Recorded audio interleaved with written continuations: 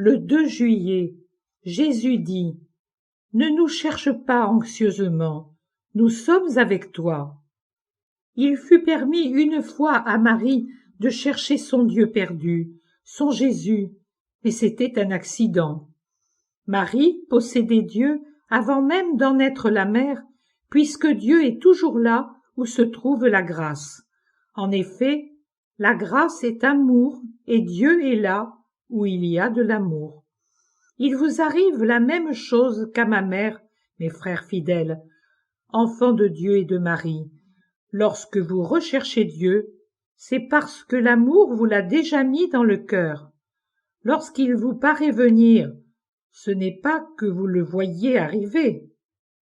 C'est que votre âme, rendue encore plus lucide par une ardeur d'amour plus vive, vous le fait voir là où il se trouvait déjà.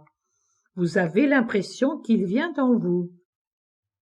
En réalité, c'est vous qui vous unissez plus intimement à lui.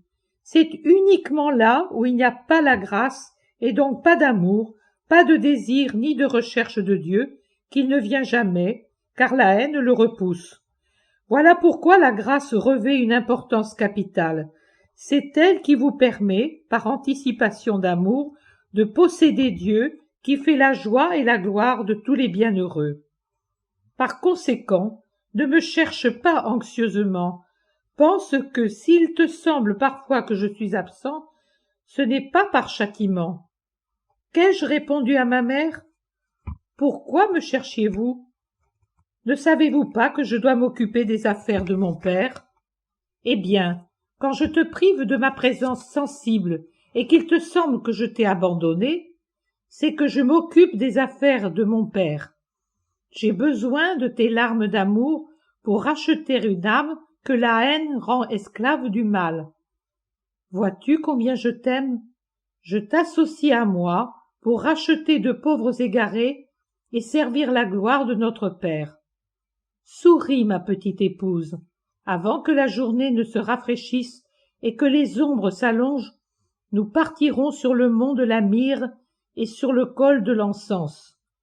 Souris, ma petite épouse, tu seras couronnée sur les sommets. Sais-tu quel est le sommet du mont nuptial pour mes petites et chères épouses ? Sais-tu quelle est la couronne par laquelle elles deviennent des reines ? Le sommet du Golgotha troue le ciel et fleurit au paradis, et les ronces pleines d'épines qui m'ont torturée s'y épanouissent en roses d'or. Comme le chemin était long sous la croix, quelle souffrance sur la croix! Que de sang ces épines doivent-elles boire pour fleurir? Viens et souris en ton âme. Les larmes sont des perles sur le rubis des roses, et les sanglots l'accord des cithars de ton entrée triomphale, lorsque tu monteras du désert, appuyé sur ton bien-aimé.